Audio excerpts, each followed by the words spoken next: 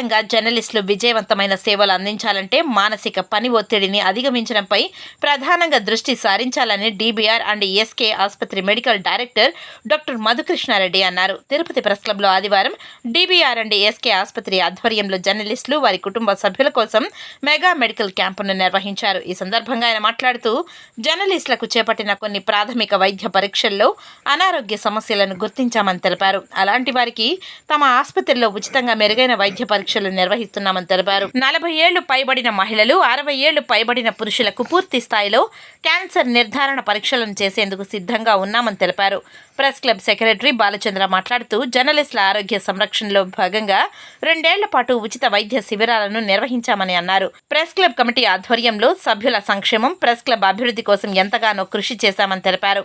అనారోగ్య సమస్యలను గుర్తించిన వారికి మెరుగైన వైద్యాన్ని అందించేందుకు చర్యలు చేపడుతున్నామని తెలిపారు.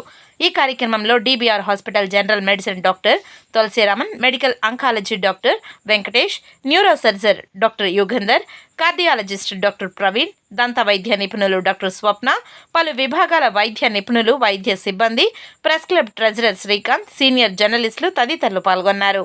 ఈరోజు పేషెంట్స్ చూసి పరీక్ష చేస్తున్నప్పుడు కొన్ని ప్రాబ్లమ్స్ని స్క్రీనింగ్ చేస్తే బెటర్ అనేది మా మెడికల్ అంకాలజిస్ట్ గారు కూడా చెప్పారు. మనకు ప్రాబ్లం ఏంటంటే ఎప్పుడు కానీ జబ్బు రాకముందు చూపించుకున్నాం అనుకోండి, స్క్రీనింగ్ టెస్ట్లోనే చూపించుకున్నాం అనుకోండి, ఆ జబ్బును రాకుండా నయం చేయొచ్చు. దానికోసమని మనము ఉన్న జబ్బుల్లో మనము భయపడేది కొంచెం మేజర్ జబ్బు అనేది క్యాన్సర్ లాంటి జబ్బులు ఈరోజు మేము చూసిన వాళ్ళు క్యాన్సర్ స్క్రీనింగ్ చేద్దాం అనేది ఒక ఐడియా వచ్చింది. ఇప్పుడు మీకు ఎగ్జామ్ చేసిన తర్వాత నాకు మీరుగాన 40 సంవత్సరాలు దాటిన ఆడవాళ్ళ లిస్టు, 60 సంవత్సరాలు దాటిన మగవాళ్ళ లిస్టు కానీ ఇచ్చారంటే మేము ఉచితంగా స్క్రీనింగ్ కండక్ట్ చేద్దాం అనుకుంటా ఉన్నాము. మోస్ట్ కామన్ క్యాన్సర్ అంటే మనకు 100 మందికి క్యాన్సర్ వస్తే 50% మందికి వచ్చే క్యాన్సర్ సర్వైకల్ క్యాన్సర్, అంటే గర్భాశయం క్యాన్సర్ ఆ గర్భాశయం క్యాన్సర్ స్క్రీనింగ్కి మేము ఉచితంగా చేద్దాం అనుకుంటున్నాము. మనకు అది అపోహ అనొచ్చు, భయం అనొచ్చు, సోషల్ ఫోబియా అనొచ్చు. అంటే మనకు క్యాన్సర్ ఉందని బయట వచ్చి చెప్పాలంటే భయపడతాము. అంటే మనము ఇంకా కొంచెం చిన్న ప్లేస్లో ఉన్నామండి. నేను కొంచెం పెద్ద అంటే సిటీస్లో హాస్పిటల్లో పనిచేశాను. మీరు నమ్మరండి, ఆడవాళ్ళు 40 ఆడవాళ్ళు they will walk in to hospital to get screening. నాకు ఉందా చూడండి అనేది వచ్చేసి లేదు అన్న తర్వాత మనం భయపడాల్సిన అవసరం లేదు. అది ఉంది అంటే మనం మిస్ అవ్వకూడదు. సో దానికోసము మేము ఒక ప్రయత్నం చేద్దాం అనుకుంటున్నాము.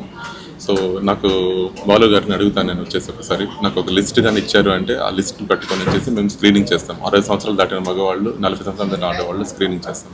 మెగా మెడికల్ క్యాంప్ను ఏర్పాటు చేయడం జరిగింది. మొత్తం 9 విభాగాల సూపర్ స్పెషాలిటీ వైద్య నిపుణులు, 7 రకాల వైద్య పరీక్షలను నిర్వహిస్తున్నాం.